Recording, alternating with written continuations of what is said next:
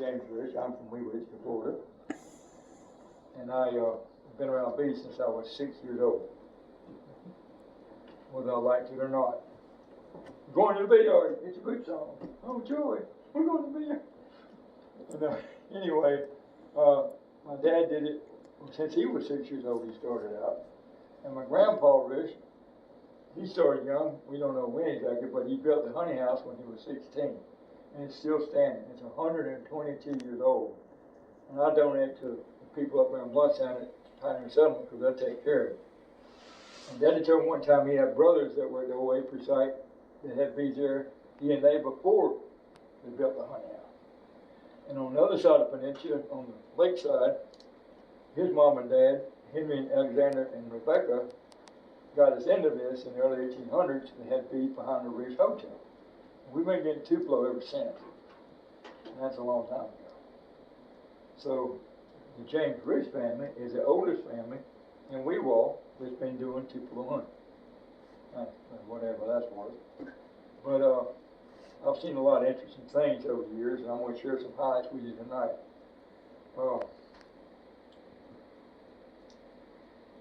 Let's see. It's interesting how Weewall history is so famous for beekeeping, even a long time ago. Of course, a long time ago there were way more beekeepers. But some lady named White, Karen White, looked me up when she's going to write a book about bees called Flight Patterns. Okay? And on the introduction or the acknowledgement section, she says, thanks also to beekeeper James Rish for teaching me everything I need to know about harvesting Tupelo honey in the Florida swamps. So I'm in a New York bestseller group. But it's amazing to me how city folks can romanticize something as hard and difficult as beekeeping, or herding cattle, or working in maritime industries, but they do. Oh, it's so wonderful. Oh, it's not hard work. It can be wonderful. It can be a very good reporting all this stuff. It can be some days. Don't ask me how I feel about it. But nonetheless, moving right along here. In this little program, I'm going to tell you basically the hub of what I'm going to say is about communication with bees. I've learned from my experience, my family, and academically. It's not just a little dance they do to tell other bees what the flowers are. It's by the pheromones, as you know, the smells that you can have. Okay. So please give me your attention as I go over these things. My job as a smoker man started when I was 6. Every time you take it off, you smoke. You take the box off, you smoke. You keep them subdued. Okay? If you drag around, you get distracted, and they start bubbling back up to where they were. They look around and they see more of them than there are you. They get ideas to run you off. So if you keep them subdued, you can go through a whole bee yard and not get a sting, but that's the trick. Okay, you keep them subdued. Anyway, it's like a surgeon. He opens you up and does what he's got to do, and he shows you up and gets out of it as quick as he can. Same with bees. And you got to know what you're doing and see what you're doing and get it done and get out of it. Because if it's breeze, you're cold, you're chilled, brood. And it's open. You get too much stuff open there, you get what goes where, or they get fed up with you and then they go mad at you, okay? So that's not unimportant to get them back together. Anyway, of course, the smoke blankets are pheromones. But there's over 200 known pheromones that people know about that they emit to talk to each other.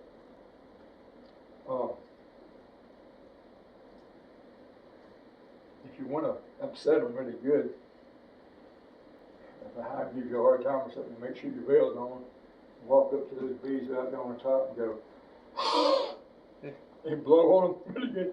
They go, it just irritates the heck out of them. Anyway, that's a fun thing to do. But I remember getting my first sting when I was 6 years old. I didn't say a word. Then I got another one.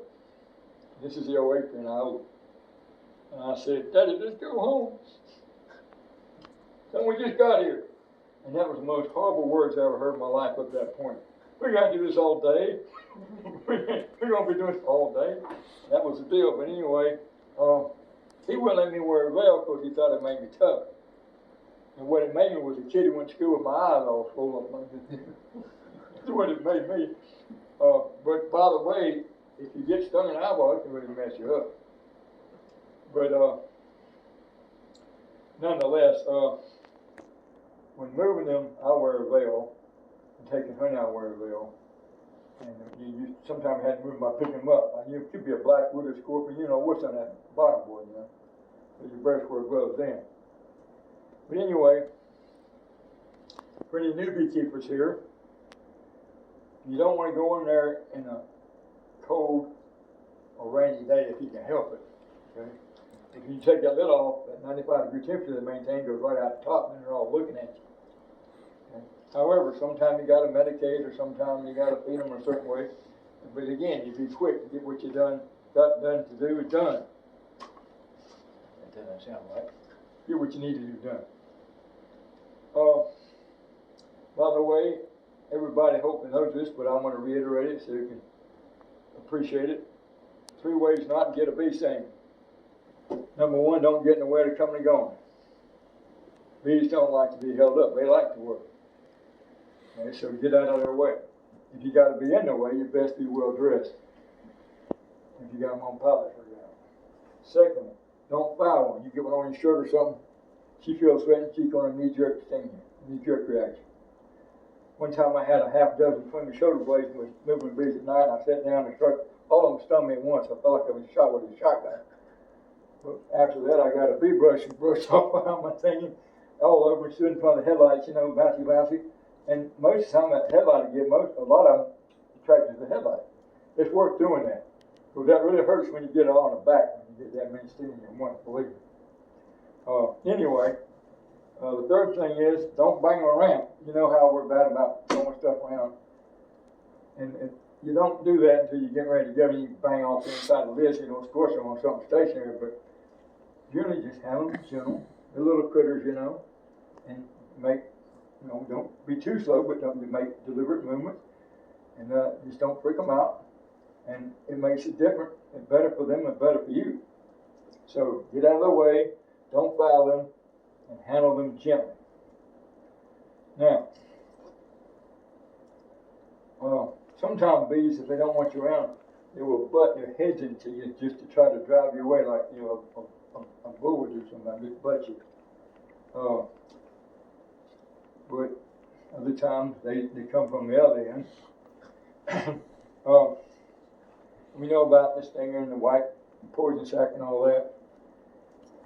But when you learn how to conduct yourself around them, it's a lot more pleasant of an experience.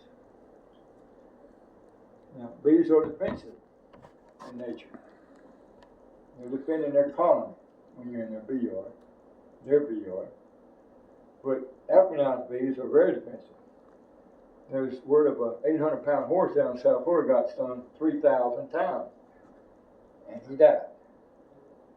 I believe it's 300 bee stings equals a rattlesnake bite. And we've all been doing this for a while, been stung hundreds of times. But nonetheless, if you handle immediately, like I said, you don't bang around, you get out of the way, you don't have to get bee stung that much, unless something comes out of left field. And sometimes, in beekeeping, something comes out of left field, okay? When I was 14 years old, my grandpa sent me up in Attica, that old honey house, to get some jars for a friend of his. We were taking Tupelo. There's no electricity everywhere. I turned on a flashlight, and there's all these bees up there, and it just ate me up. I had to go lay down in the truck. I mean, I was only 14, but I've done about 9 or 10 bee stings at once. That's kind of hard to take, okay? For me, anyway. They had an attitude of indignation about taking their honey. Now, for the incident that beats them all, my dad, my granddaddy, and myself were up at the old post office place. And that yard had about 100 colonies, and we came around to the last row, the last bench, My grandpa went to the depression. He didn't throw anything away. These old benches were like probably out of the 1930s, and it's all rotten. I mean, it's sad, but he wouldn't throw it away. Well, there's always strong hives of bees on them. I'd take the lid off to smoke it, and it just crumbled. That bench just fell apart. All those bees fell forward, and they came out mad as a wet cat, okay? And I went to smoke them, and there was no smoke. Oh, without a fuel. And that's a really bad feeling. And they ran us all. We had these border collies for the cattle, you know, Christian and black. And they would run around in the truck, over the truck on that 1-ton truck, through it. And we were running, trying to get two smokers going. It was a total malcontusion, believe me. That was the worst day of beekeeping I've had up to that point ever. But anyway, we got them back together and got out of there. That was embarrassing. Now, the message to us was, don't come here and think you can turn our house over and just walk away. That was the message that they conveyed to us. Okay. Years later, when I got out of graduate school and came back home to help my dad, I was under a lot of stress from where I was working. And I got one bee sting. And my feet started to itch. My heart rate changed. I felt dizzy. I broke out in hives, or what Daddy called a mad itch. I said, Dad, we're going to go see the doctor somewhere right quick. And then when I get to the emergency room, I found out I had something called anaphylactic shock.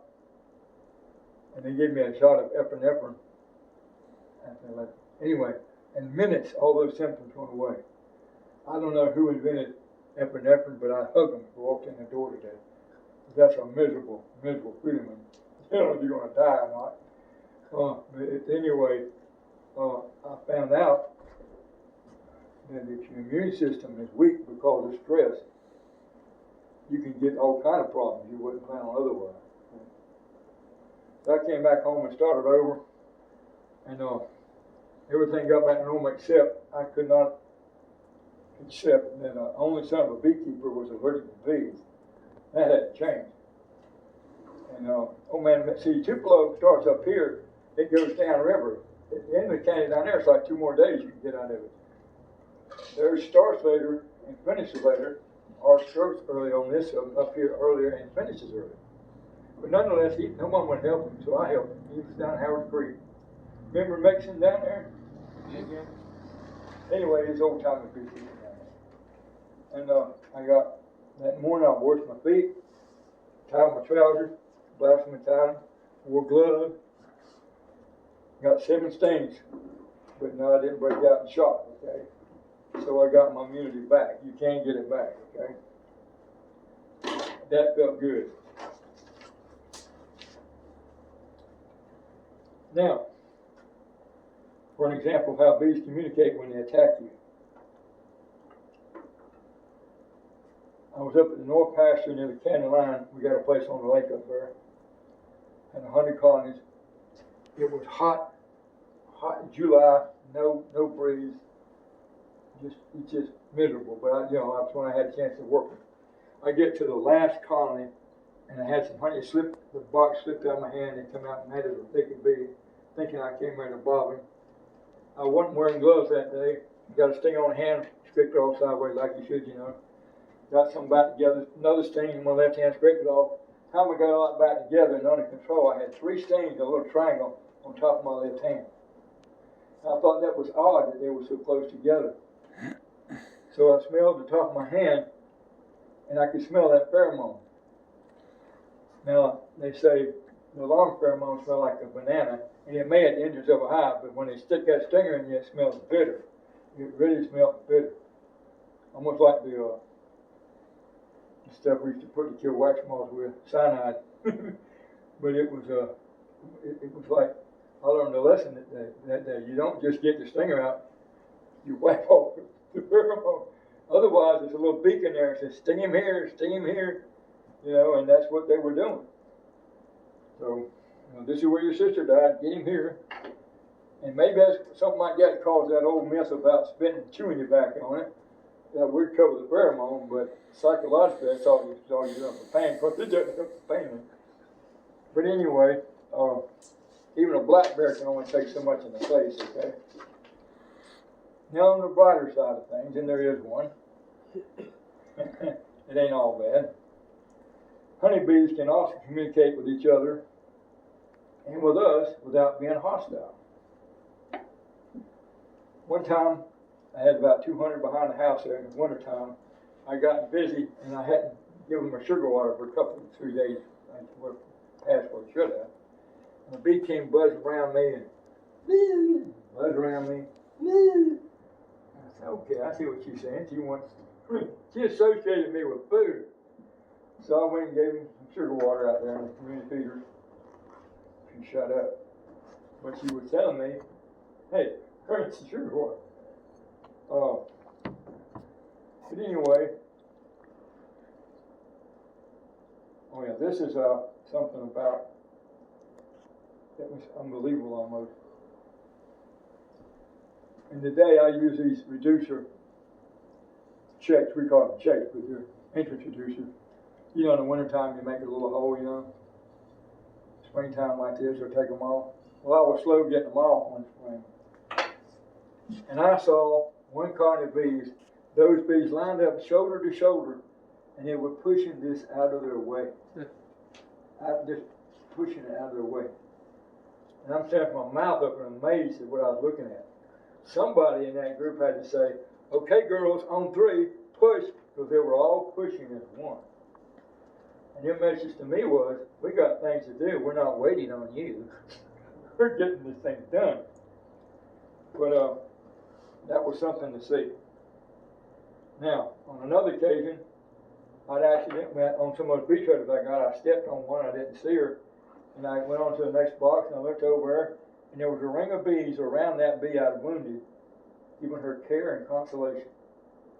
Her sisters were looking after her as best they could because that clumsy beekeeper stepped on her and half killed her. They were giving her more attention than some people give their own family when they get hurt. I thought that was really something. Wish I had a camera of that. But anyway, another phenomenon is when the tupelo flow is over. Sometimes the little receiver bees, the young bees, would go walk back and forth on the landing board. And Daddy called that sweeping the porch. And what they're doing, you know, the field bees come in and give it the honey, the nectar to them, and they go put it up, and the field bees go back. But they were looking for any little speck of tupelo nectar that was left on that board.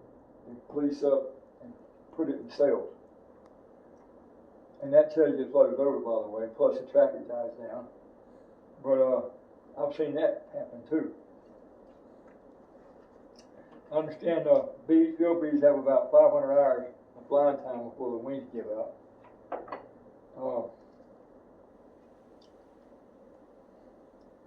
But one of the questions at the bee college was, why do bees make honey?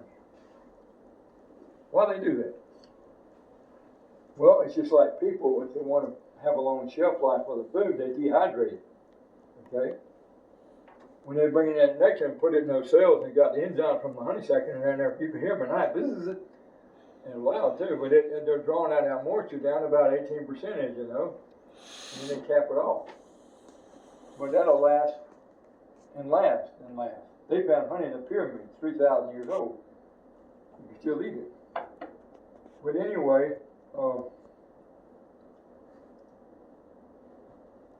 just to leave nectar out, I'm sure that would spoil pretty soon.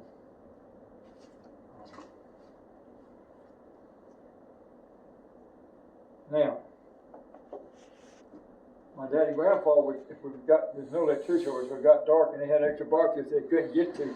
They had to put them back on the bees, the honey box, rather than let it draw moisture, okay? And they didn't put in the barrel what we had in the trough, but nonetheless, when I was looking after my elderly mother, the honey house I got down the next door, I was by myself, had all my boxes with lids inside the honey house, but I left some in the trough there. A couple of days I left it in the trough, it exploded. And I thought since it's in the honey house it wouldn't matter, but that honey's sour. It drew moisture and you've been inside it enough to make it sour. Well, I didn't know quite what to do with that one. So I said, well, I'll give it back to the bees, maybe they can do something with it. And they did. What they did with it was to get drunk. I mean, those bees weren't just drunk, they were mean drunk. They flew 150 feet over from where they were to me at the front door when I came out of my house to sting me. And that was really wild. So if you end up with some fermented honey, just remember once it's fermented, it's fermented. There's no going back. Some helpful hints for new beekeepers. If you get a bee in your bell, if you're buzzing around, there's two kind of bees that you can end up with. One, that she doesn't say anything. She's just crawling around and wanting to get out of there. You take your back away from the work, take your hat off the bottom side upwards, she'll fly out. She wants to get out as much as you want out of it. But there's another kind of bee that gets in your bell. She's on the warpath. And it's almost every time the same message. She's saying, I'm going to get you, I'm going to get you, I'm going to get you. And when you hear that, you bet you reach up and pinch her. Well, she's going to sting you. She done made up a little line. She's going to get you. Just get psyched up to do it, okay? That's it for sure. Now, let's see. One other spectacular event was in the southeast corner of the old apiary. There was a swarm of bees way up in a big pine tree. I mean, way up high. Only way to get them was shoot the limb down. And of course, you put your sights a long way, push the limb so you shoot high, you get it. You shoot low, you get it. You shoot it crosswise, you'll miss it. If you shoot high or low. But anyway, I was bang, bang, bang with my dad's Winchester, and shooting. The sun was in my eyes. But anyway, the last shot, the limb was severed. But just as it was about to fall, one of those bees figured out where those bullets were coming from, and she flew a beeline right to me, down the barrel of the rifle, and stung me right between the eyes. Can you beat that? And I'm not going to tell you what this Presbyterian said to that little bee, but it wasn't pleasant. Who would have figured the bee would do that? But she did. Anyway, you put the box on the ground and you beat on it. Sooner you get the queen, you're doing much sooner kind of a job of it. But they launched in there, So I had a place for them to go and comb of honey in there. But these days, they say statistically, a wild swarm of bees don't last but a couple of years without a beekeeper. There are exceptions. They're rare, but there are exceptions. Now, on another time, when I had bees behind the house, something very unusual also happened. I was taking a lunch break, and this doctoral student from FSU, Kelly Watson, was there helping me. Her thesis was about tupelo honey, but in the trees rather. So I'm sitting there eating lunch, and I'm looking up in this swarm about 20, 25 feet off the ground in this old oak tree, trying to figure out how I'm going to get them. And they look back at me, and I look back at them, and they look back at me again, and all of a sudden they just swarmed right down. But I had an old box right beside me. I sat there to clean it up. They went right in that box, sat right next to me while I'm eating my lunch. Now, that's the only time in my life I've had telepathic communication with people. But they got the message. I wanted them in a box, and they're looking for somewhere to go when they swarm anyway. So they came in that box, and they cleaned it up and they stayed there. For a while, I gave that woman a bead, but next time I tell, I ask her. But anyway, another strange thing I've seen bees do. Before I knew better than to give them corn syrup, which isn't fit for a man or a beast, we had several barrels up at my dad's house. I was on its side, and that bung was damp. It wasn't leaking, but it was damp. But over a period of a week, all those bees he had up there were knocking each other out of the way, licking that bung. And in a week's time, they sucked a 600-pound barrel of corn syrup dry. I mean, they basically got it all. Just that ring of bees constantly licking that syrup on it. So when they gang up on something, they can accomplish something. These days I give them sugar water. I think it's not as bad for them. But anyway, I would be remiss if I didn't tell you that honeybees can do some very amazing things. One day I was drilling a hole, drill out by a honey house in some metal, and a bee had landed on her drill bit. I decided to give her a ride. And that bee, I don't know how she did, but she stayed on that drill bit when I was drilling that hole. and I stopped and she flew off. But that was a dizzy bee, let me tell you. It's incredible how they can latch on to things. And another time, I was going to Panama City, and one landed on the driver's side window. Now, there was tinted windows, but she landed on that window. I thought this should be interesting to see how long she stayed with me. She stayed with me to 30 miles till we got to the Teno Parkway intersection, and then she flew off. And I went 55 miles an hour the whole way to get there. Now, that's incredible. But she managed to do it. Maybe it's something that she had a little, sharp things in that tinted glass, but she stuck with that windshield. Now, another thing about bees flying, the books will tell you they can fly 10 miles an hour, which is accurate. But the truth is, they can fly faster than that. Once coming home from the old honey house over there, having a window down, doing 15 down a bumpy road, and that bee was right there with me. I could have reached out and grabbed her. But she was doing 15 miles an hour. Now, the fastest human can go 10 miles an hour in a short distance. But anyway, the point I'm trying to make is, when you think you've outrun them, when you run away from them, they're just letting you think you can outrun them. They just want you gone. But if they want you want to have a race with a bee, she can outrun you. Okay. But anyway, the reason I took the bumpy road was that when leaving the bee yard, a habit I've developed is to take, when you leave now, not before, but when you get ready to leave, you take all the lids or whatever cover you got on that honey off as you're leaving. And you're going down a bumpy road like this, those boxes are shaking together. Those bees are thinking of having an earthquake. They'll fly and go back home to defend their hive, okay? Remember, they're very defensive. They're going back home. So when you get out to the honey house, you don't have a lot of bees in your honey house, okay? And who needs that? Everything you get that's got honey on it sticking there to bee. Well, that gets rid of a whole lot of it, okay?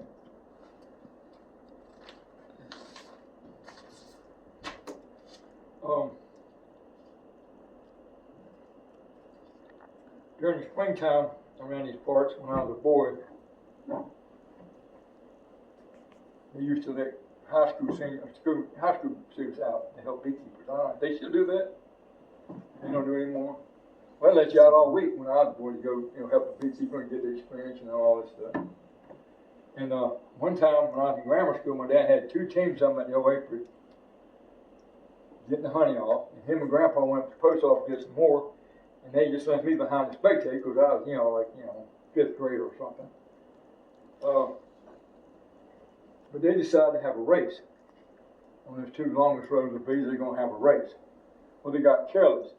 They forgot what my dad told them. And what he told them was, you take this burlap bag, and we dip it, and put it in this 5-gallon bucket. It's got this Lysol concentrate in a brown bottle, about a couple of 3 tablespoons, and 3/4 thing of water. Anyway, you douse in there, you wring it out. You don't want it dripping wet, but you get it damp. And when you take the honey and put it in the boxes on the wheelbarrow, you don't just leave it open. You cover it up. And that Lysol killed the smell of that honey. Well, they didn't bother to do that. They went a race, you see.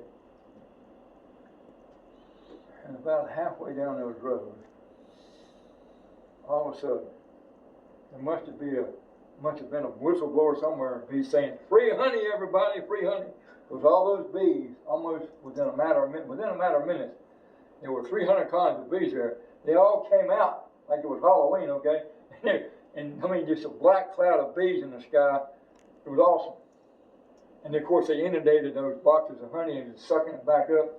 And the high school students run around waving their arms. They didn't know what to do. And I was just sitting there with my mouth open. But then Grandpa and Daddy come back, and they were not happy. But the immediate reaction from Grandpa did was to start knocking off the lids. He told everybody else, "Knock the lids off."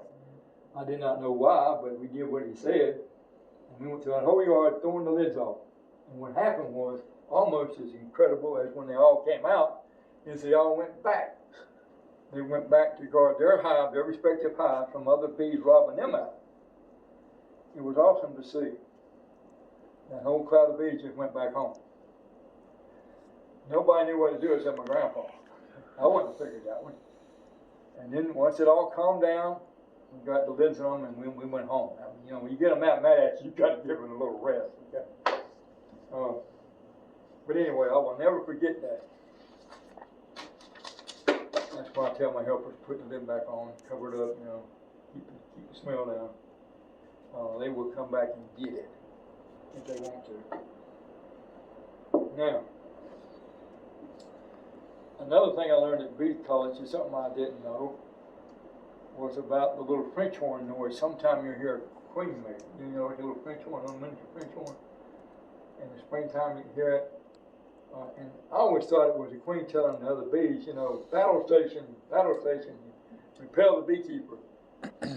But scientifically speaking, that's not what's going on. She does that piping under her wings on. She makes a sound that even other new queens in the cell even can make a response. And what does she do? She goes over there and kills them. She gets rid of the competition.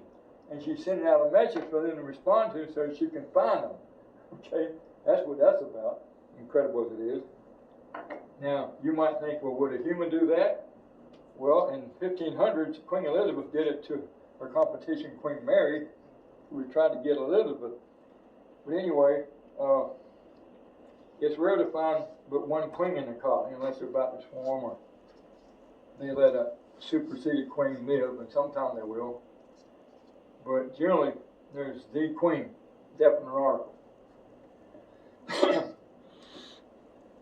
And by the way, it's been said of killer bees, they will come sometime and invade a regular hive, kill the queen, and of course install their queen more or less. And then she's everybody's mom. So, again, that's a big thing who the queen is, okay? Now, she has her own sin, as we know.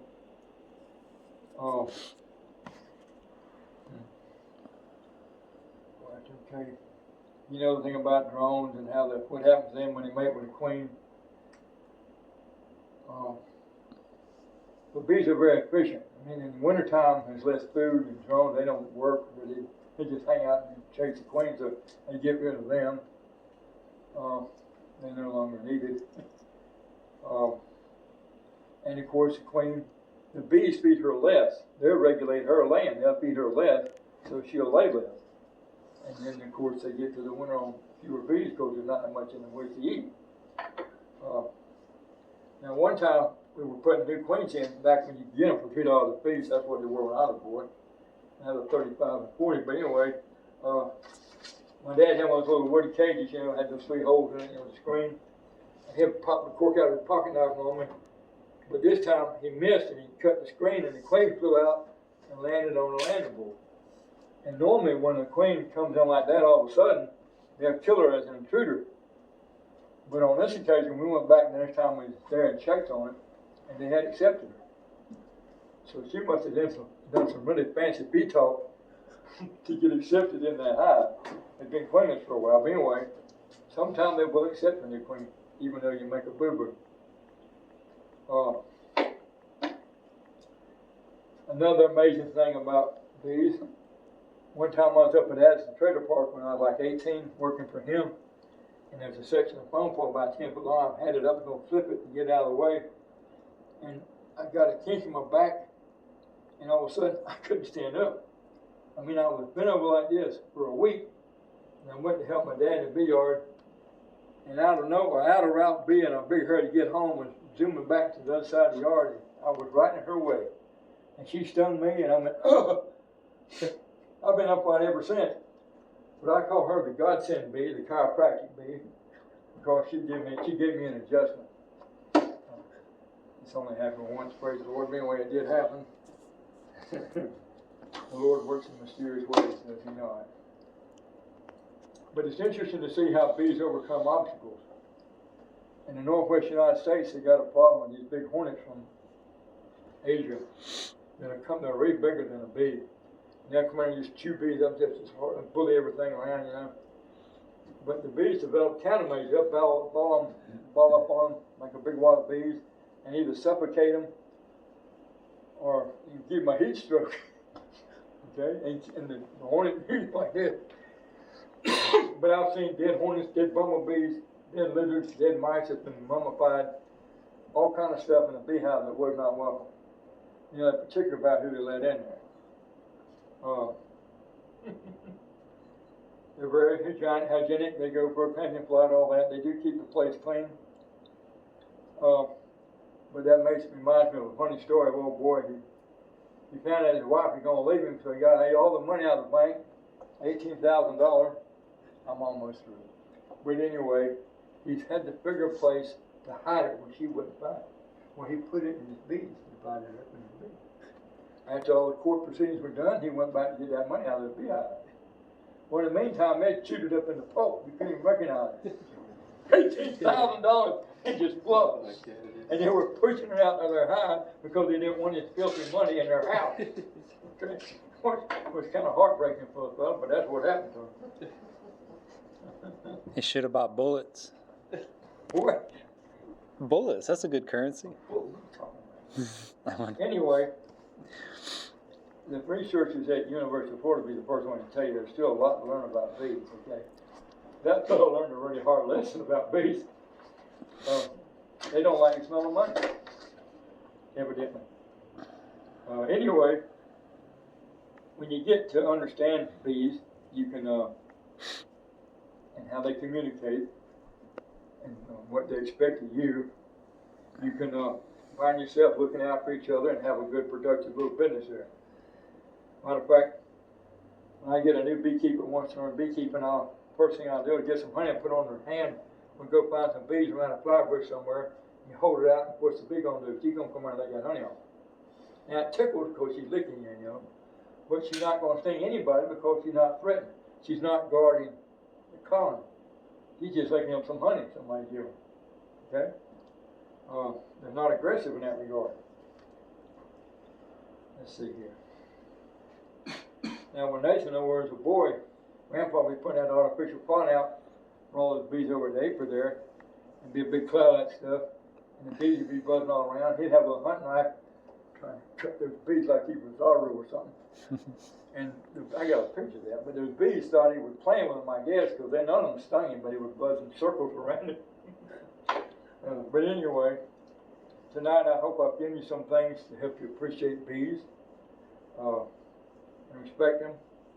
And remember, when it comes to honeybees, be kind. The workers are all female. They're very responsive. So, generally speaking, how you treat them is how you get treated. Okay. If you want to be indifferent to them or even aggressive, remember they have a stinger. If you aspire to be a beekeeper, I submit to you that while it can be an enjoyable experience, it also requires you to be very particular about things and pay attention to what you're doing. You can't be drifty and be a beekeeper. I got an old friend of mine from Alabama who had bees, and in closing, but he was a principal of a school. He ran a garage in town. He had 300 kinds of bees. He was always busy. One time we went to the bee yard, put on a bee suit in a hurry, and there must have been some honey on it, but he didn't zip it up. One of those things on the side, you zip up, but he didn't overlook that. Well, he got in the bee yard, and all those bees come out of honey, and it's like 100 of them, and then he made the wrong move. We all started stinging him. When we got in the hospital, he made his mind, he's going out of the bee business. That was it. That many things at once, that's got to be hard for anybody to say. He knew better than that, but he got careless. Now, when you don't understand bees, you don't have to be afraid of them. But you do have to remember not to be careless. You have to take precautions because they can mess you up. Okay? So, but that's what happened to him. It's like a surgeon though. When you're going in, manipulating things around, you got your protective gear on, or whatever, bacteria. You manipulate this, go that way, and like bees, you put around here, you don't split the brood nest until like May or June when it's really warm all the time. You don't do it in February because the brood could chill. It's too much of a gap. You wait till later. Now you can put a comb on the outside, but not split them just yet. And around here, it said after September 11th, you shouldn't think you're going to make much of an increase because they generally don't make it. Because the days are getting shorter, brood's getting less, and sometime they will make it, but you're going to have a lot of losses if you wait that late to start making an increase. Okay?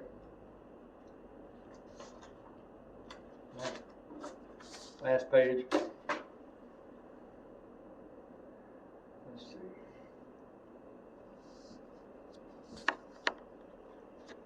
You know, all of us have things in life that if we let them will bug us and distract us from what we're doing. Just like you're driving a car, you don't be yapping on the cell phone or thinking about the ex-wife or the boss that doesn't like you or the debt you're in or whatever. You need to look where you're going. When you're in a highway village, you need to think about what you're doing. If you don't, they'll let you know you're in their house. Okay? You have to focus, you have to be attentive, you have to be perceptive. Okay? You get it done efficiently and quickly and close them up and go to the next one. Okay? Again, if you're indifferent or inconsiderate towards them, they will communicate something bad to you. Okay? So be perceptive in what you do and be kind to your bees because they have a hard life.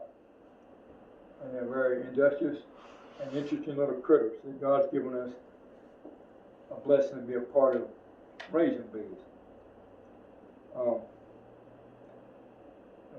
How was that? You like that?